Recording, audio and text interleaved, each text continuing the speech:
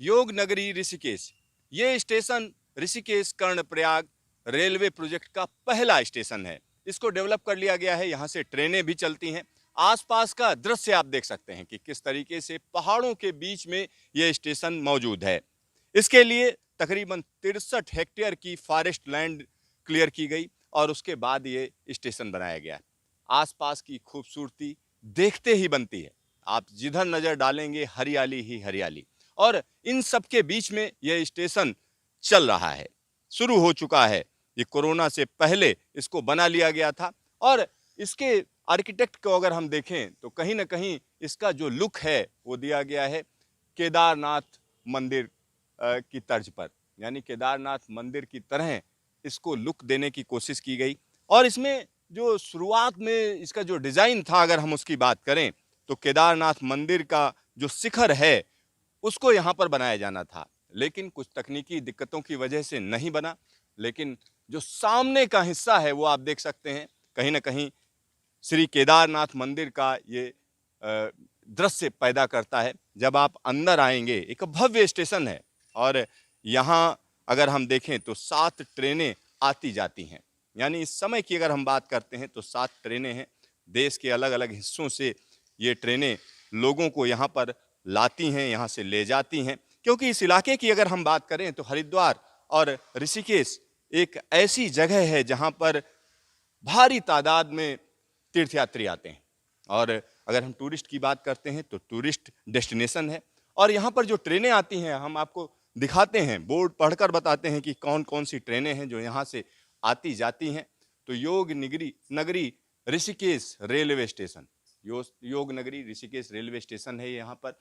और पुरी से ट्रेन आती है, कोचीवली, अहमदाबाद, प्रयागराज संगम, जम्मू तवी, उदयपुर, हावड़ा। तो आप समझिए देश का कोना कोना यहाँ से जुड़ा हुआ है, और 7 ट्रेनें आती हैं और 7 ही ट्रेनें यहाँ से जाती हैं। इसके अलावा अगर हम देखें तो यहाँ तमाम अत्याधुनिक सुविधाएं देने की कोशिश की गई है, क्योंकि इस स्टेशन की अगर हम बात करें तो आने वाले समय में ये कर्णप्रयाग को सीधा सीधा जोड़ेगा। 4 धाम परियोजना के लिहाज से भी देखें तो ये स्टेशन काफ़ी महत्वपूर्ण है। आइए हम आपको अंदर दिखाते हैं कि इस स्टेशन में किस तरीके के प्लेटफार्म हैं, क्योंकि फ्यूचर प्लानिंग भी की गई है। अगर प्लानिंग की अगर हम बात करें तो आगे किस तरीके से और प्लेटफार्म बनाए जाएंगे उसके लिए भी जगह छोड़ी गई है। तो यहाँ आप उसको भी देख सकते हैं।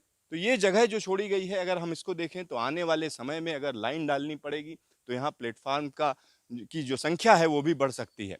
साथ ही साथ यहाँ जो मौजूदा प्लेटफार्म है वो आप देख सकते हैं। तो ये एक अलग स्टेशन बनाया गया है, ऋषिकेश से अलग है। लेकिन आने वाले समय की अगर हम बात करेंगे तो 4 धाम परियोजना या 4 धाम रेलवे प्रोजेक्ट के लिए ये काफी महत्वपूर्ण स्टेशन बनेगा।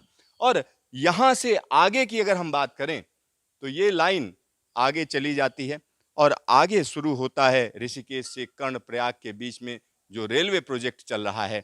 अगर हम उसकी बात करें तो उसका जबरदस्त काम चल रहा है। वो काम भी हम आपको दिखाएंगे, आपको बताएंगे कि किस तरीके से रात दिन काम किया जा रहा है कि सीधा सीधा यहाँ से बद्रीनाथ, केदारनाथ, गंगोत्री, यमुनोत्री सबको जोड़ा जा सके।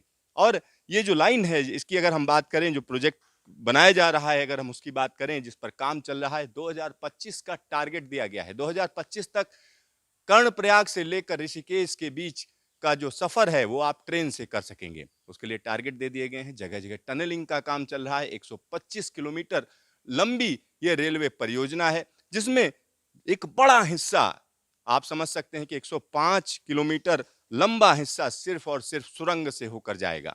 और जो सुरंगें बनती हैं जिनकी लंबाई ज्यादा होती है तो उसमें स्केप टनल भी बनती है।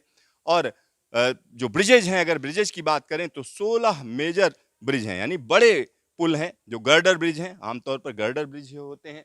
और आने वाले समय की अगर हम बात करेंगे तो यहाँ से सीधा सीधा ट्रेनें चलेंगी और कर्णप्रयाग पहुंचेंगी। कैमरामैन हीरा मंडल के साथ सिद्धार्थ, न्यूज स्टेशन ऋषिकेश।